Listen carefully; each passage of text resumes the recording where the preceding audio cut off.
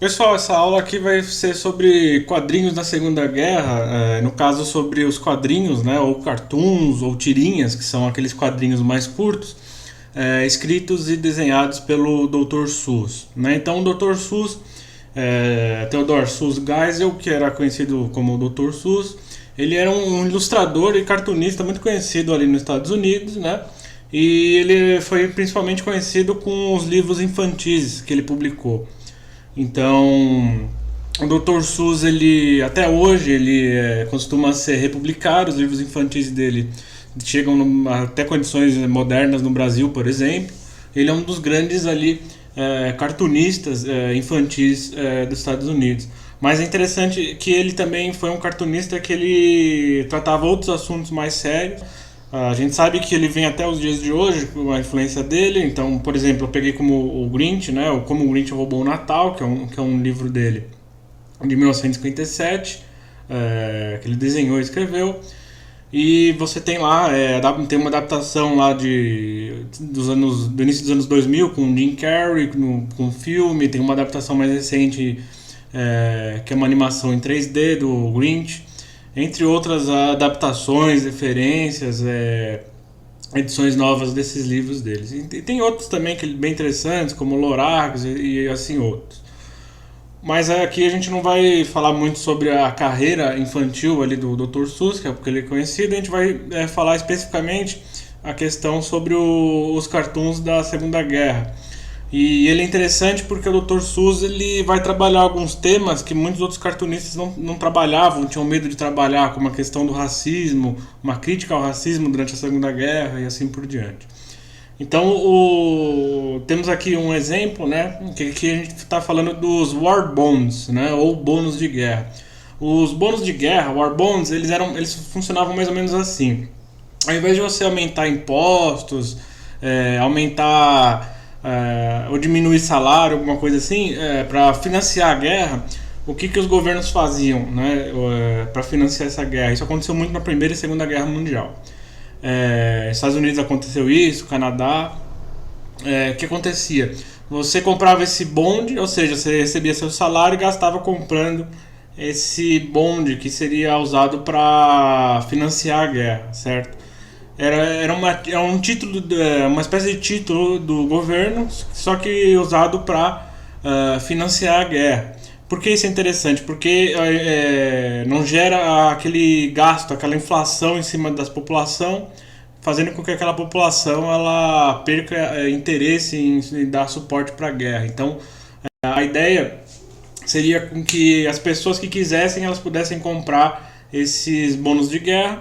E aí o próprio Dr. Seuss ele vai fazer propaganda ali nas revistas e jornais que ele escrevia, para que as pessoas comprassem esses bônus de guerra que iam ser usados para financiar a guerra. Então, aqui você tem ali na primeira parte a gente tem ali 85 milhões de americanos possuem bônus de guerra. Então ali é um cartaz, né? Durante a Segunda Guerra, a Primeira Guerra, várias outras guerras, era muito comum você ter esses cartazes de guerra com algum slogan, ou pedindo alguma coisa, ou falando, se voluntarie em tal lugar, compre os war bonds para financiar a guerra, entre outras coisas. E aí o Dr. Seuss fez esses dois desenhos, né? Um que representa ali o Hitler e o outro que representa um japonês, muito provavelmente ali o Tojo, que era o primeiro-ministro do Japão.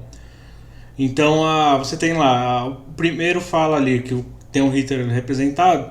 Você tem lá, faça um seguro da sua casa contra Hitler, está escrito em cima, e embaixo compre os bônus de guerra e selos de guerra para financiar a guerra. E o outro tire o sorriso sarcástico da cara dele, né? Compre bolos e selos de guerra. Bolos não, bônus e selos de guerra. E aí você tem lá, tire o sorriso sarcástico. Porque sneer é uma tradução, não existe uma tradução certinha, mas ali o sneer seria uma espécie de sorriso sarcástico, meio debochado, né? Então ele desenhou ali o japonês ali, muito parecido com o Tojo, e de uma forma bem caricatural, óbvio, e falando lá, né, tira o sorriso sarcástico, esse deboche da cara dele, né? Mais ou menos isso que o sneer ali significa. Então ali e embaixo dos dois estão a mesma coisa, né? compre os bônus e selos de guerra, né? War Bonds e Stamps. Aí você tem uma outra questão do ali pré-segunda guerra, que é a crítica ao isolacionismo. O isolacionismo era uma teoria ali política, uma ideia política muito representada ali, principalmente no pré-segunda guerra mundial, que a ideia era que os Estados Unidos ele deveria ficar longe dos conflitos europeus, não entrar em mais uma guerra, mais um conflito, não dar dinheiro para um lado nem para o outro e ficar neutro. Então isso era o chamado isolacionismo. O movimento isolacionista nos Estados Unidos, em especial, era muito grande. Então ali o Dr. Seuss ele vai desenhar, entre outras coisas, críticas a esse movimento isolacionista, principalmente ali no pré-entrada dos Estados Unidos na Segunda Guerra Mundial, né? Então ele desenhava um avestruz representando os Estados Unidos, com aquele chapeuzinho do Tio Sam, e aí você tem lá escrito à direita, traduzindo em português, quando ele terminar de bicar a última árvore, ele com certeza vai estar cansado. Né? Então ali você tem um outro pássaro representando o nazismo, bicando e destruindo ali, colocando abaixo outros países representados como árvores. Né? Então a ideia que seria uma crítica ao isolacionismo dos Estados Unidos, a ideia de que os nazistas eles não iriam tentar bicar os Estados Unidos. Né? Então o isolacionismo ele defendia que não entrar na guerra, e os anti-isolacionistas defendiam entrar na guerra, não necessariamente enviar soldados, mas, por exemplo, fazer esquemas de financiamento para a Inglaterra, por exemplo, para dar dinheiro, recursos para a Inglaterra para ela combater os nazistas. Né? Então aqui, qual que é a crítica aqui do Dr. Seuss? Por que você tem ali um avestruz?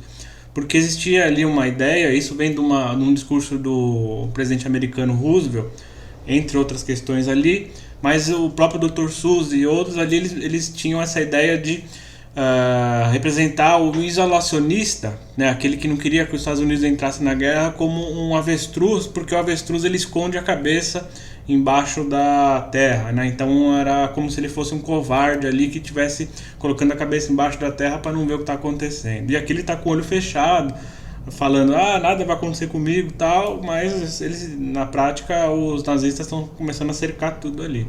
Eles estão tentando derrubar a árvore da Inglaterra e daqui a pouco vão tentar derrubar a árvore dos Estados Unidos, né? Já derrubou ali a França, a Polônia, a Noruega e assim por diante. Isso aqui foi publicado no dia 22 de maio de 1941, né? Então foi anterior ao ataque de Pearl Harbor, que é quando os Estados Unidos é atacado pelo Japão, e aí os Estados Unidos entra na Segunda Guerra, que acontece em 7 de dezembro do mesmo ano, 1941. Então isso aqui já é uma questão anterior ainda ao início da Segunda Guerra, mas bem próximo ao início da Segunda Guerra no sentido da participação americana. Né? A Segunda Guerra em si já estava rolando ali na Europa. Também tem uma parte muito considerável do que ele produz aqui, o Dr. Seuss ele produz como cartoons, tiras, críticas, etc., ao America First, né, América Primeiro, que é inclusive usado hoje como lema do Trump, né?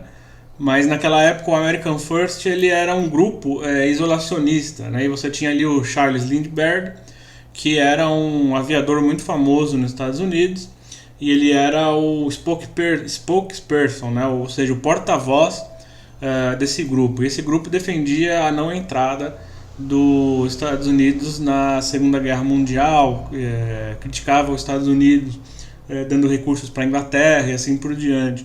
Então, uma boa parte da crítica do Dr. Seuss vai ser contra em relação a esse grupo aí, né? Esse America First, e em especial o Charles Lindbergh, que era o cara que estava lá sendo o porta-voz desse grupo.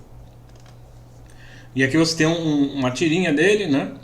Então ali você tem escrito em cima, traduzindo para o português, espalhando as coisas boas de Goebbels. Né? O Goebbels ele era o ministro da propaganda nazista, e você tem ali uma pessoa jogando lixo nos Estados Unidos, você tem uma bandeirinha americana ali, né? E essa pessoa está ali identificada como Lindbergh, né? Uma referência clara ao Charles Lindbergh, jogando esse lixo nos Estados Unidos ali, representado pela bandeira, e o caminhão escrito embaixo, né, Nazi Antisemite Stinkwagen, né, que seria algo parecido como carro fedido antissemita, caminhão com ideias fedidas nazistas e antissemitas, né? Então as ideias antissemitas, nazistas seriam esse lixo que o Lindbergh está despejando na população americana junto com o American First, né? Então ali também 18 de setembro de 1941, ali pouco antes da entrada dos Estados Unidos na Segunda Guerra Mundial por causa do ataque de Pearl Harbor, né? Então você também tem ali um nazista dirigindo o caminhão, como a gente pode ver aqui, o cara usando uma abraçadeira nazista. A ideia de crítica aqui é bem óbvia, né? O Dr. Seuss está acusando o Lindbergh de espalhar nazismo nos Estados Unidos. Aqui você tem outros dois cartoons dele, e aí você tem no primeiro ali o tio Sam usando inseticida na cabeça da população americana que está fazendo fila para receber esse inseticida. E o inseto que ele está matando, o tio Sam, assim, o tio Sam ele é esse personagem ali à esquerda, com esse chapeuzinho, que a gente viu ali atrás também já, esse chapeuzinho, porque ele representa como se fosse uma pessoa que representasse os Estados Unidos, né? Então o tio Sam ele é basicamente isso. Ele é usado em muitas propagandas, e ali ele está usando um inseticida para tirar o inseto, e o inseto está sendo identificado ali como o inseto do racismo, né? Então aqui é uma crítica que o Dr. Seuss faz em relação ao racismo nos Estados Unidos, né? Então a ideia dele é combater o racismo, né? E ali no segundo cartoon a ideia é mais ou menos a mesma coisa, combater o racismo, mas tem uma questão interessante, porque você tem ali no meio de um labirinto, você tem as indústrias de guerra dos Estados Unidos, e aí você tem algumas pessoas entrando no labirinto, e na entrada do labirinto está escrito, né, Negro Job Hunters Enter Here, né? Então pessoas negras que estão procurando emprego, entrem aqui, né? E aí elas vão ficar perdidas lá dentro, não vão conseguir chegar lá, ou vão ter muita dificuldade de chegar para trabalhar nas indústrias. Então qual que é a crítica aqui dele, né? Então você tem na época, óbvio, você tinha muito racismo, e esse racismo muitas vezes fazia com que essas pessoas negras que precisavam de emprego não achassem essas vagas de trabalho que eram necessárias, inclusive, para desenvolver a guerra, porque você precisava da indústria de guerra funcionando, e essas indústrias de guerra, se eles não contratassem as pessoas negras por causa de racismo, eles ficariam sem pessoal. Então aqui o Dr. Seuss ele critica duas coisas ao mesmo tempo, né? O racismo em geral no país, e as consequências materiais que isso causa na questão de guerra, né? Então o racismo ele não é só uma coisa repreensível moralmente, mas materialmente ele causa problemas ali para o país, né? Então o Dr. Seuss ele vai ser um dos poucos que vai fazer esse tipo de crítica na época, não era muito comum fazer esse tipo de crítica.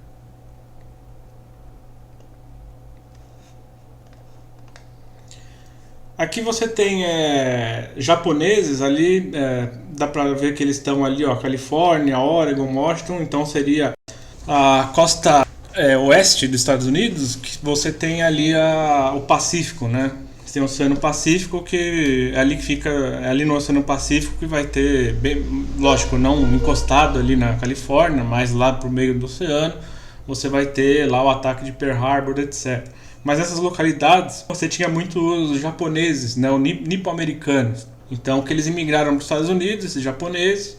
Só que quando tem o ataque de Pearl Harbor, começa uma campanha muito grande de racismo em relação a eles, né? O Dr. Seuss, por mais que ele era antirracista em relação a judeus, negros, etc., ele acaba caindo por esse racismo, acaba sendo racista contra os japoneses americanos. E aí ele coloca aqui eles como uma quinta coluna, né? Então eles seriam, esses japoneses nos Estados Unidos seriam uma quinta coluna. A quinta coluna é aquele grupo que ele está só esperando para atacar por trás das linhas inimigas, por assim dizer, né? Então é um grupo que você acha que é amigo, mas na prática está trabalhando para o seu inimigo ali dentro do seu território, né? Então você tem ali um racismo do Dr. Seuss, né? Ele Não é porque ele criticava o racismo em outras questões que em todas as questões raciais ele era para frente, por assim dizer, né? Isso, claro, foi uma das políticas mais desastrosas da Segunda Guerra Mundial. Foram mandados para campos de concentração, né? Então a ideia era que eles podiam ser traidores e aí eles foram concentrados nesses campos para que eles não lutassem, não fizessem ataques a favor dos japoneses dentro dos Estados Unidos, né? Isso era só uma política racista, né? Esses japoneses eles não eram na prática nenhuma quinta coluna esperando para serem ativados nem nada assim, né? Isso não acontece na prática e isso foi uma das piores políticas raciais ali nos Estados Unidos da história, por assim dizer, né? Colocar os japoneses ali na Segunda Guerra Mundial em campos de concentração como se eles fossem bandidos, né? Aqui você tem o Laval e o Hitler, né? Então o Hitler ali na esquerda, ele não está nem com nome, né? Porque as pessoas já reconheciam Hitler, né? De fotos, no jornal, de outros cartoons, ou de outras descrições, né? E ali na direita está com nome porque não é uma pessoa que se vê todo dia, que é o Laval, né? O Pierre Laval. Pierre Laval ele era o primeiro-ministro ali da França de Vichy.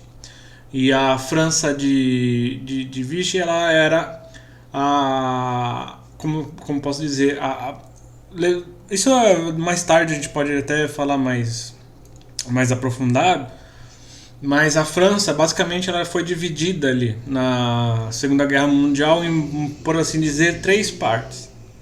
Quando os nazistas conseguem derrotar a França, eles invadem a França e derrotam a França, ela é dividida numa área ocupada pela própria Alemanha, pelo próprio exército alemão, controlada pelos alemães diretamente.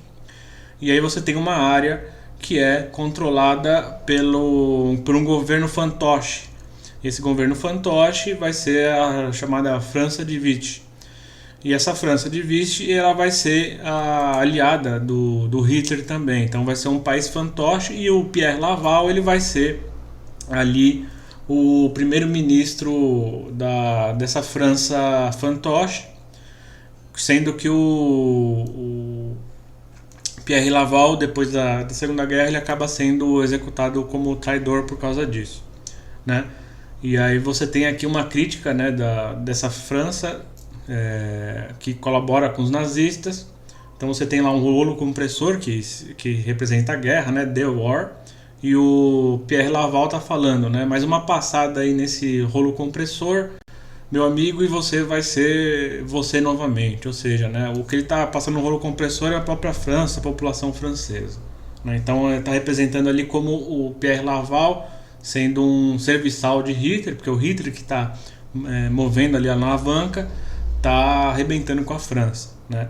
E a terceira parte da França era uma França chamada França Livre, que era uma França que, principalmente ali naqueles territórios de colônia, ali na África, por exemplo, em algumas regiões da África, ali naquelas campanhas famosas da Segunda Guerra Mundial, que é uma parte da França que vai conseguir se juntar aos aliados de uma forma ou de outra, uma parte vai ser removida ali para a Inglaterra. Tem várias questões assim na questão francesa, né? Então a França ela vai ser meio dividida em três. Uma parte que vai fugir e se aliar com os aliados, uma parte controlada diretamente pelos nazistas e uma outra parte controlada pelos franceses, mas aliada também dos nazistas, ali como um país fantoche. Aqui, obviamente, isso aqui representa uma crítica a essa França fantoche que o Dr. Seuss fez, né? Aqui a gente tem o Hitler, né? Ele está gritando com o Goebbels, que, como eu já falei antes, ele era o ministro da propaganda, né, da Alemanha nazista. Ele está gritando, basicamente ele está gritando, falando vários sons de bomba, né? Então, cis, bah, bum, bah, ratatatata, um monte de barulho de guerra.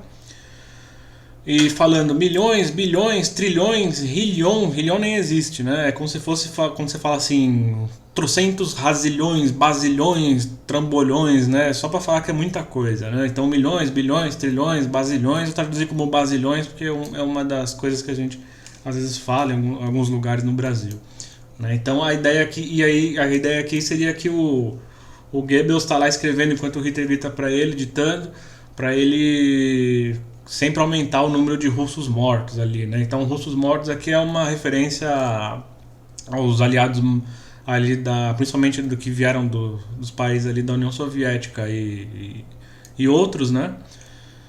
Mas aqui como russos em si, né? Que eram uma boa parte ali, se não a maioria dos que lutaram ali naquela frente oriental, né? Então ali seria o Goebbels mentindo o número de mortos, né? E é bem interessante que isso aqui é de 10 de julho de 1941, né? Então aqui os Estados Unidos nem tinha entrado na Segunda Guerra ainda, né? Então o Dr. Seuss é bem interessante que mesmo antes como a gente já viu antes, como ele criticando o movimento isolacionista, ele sempre foi crítico ali do que acontecesse se os países não se levantassem contra a Alemanha nazista, em especial os Estados Unidos, que é o país que ele morava, né? Então aqui ele já fazia várias críticas a essa propaganda nazista que era espalhada por aí, e ele sempre quase representava isso como com aquele Charles Lindbergh, como a gente já viu, né?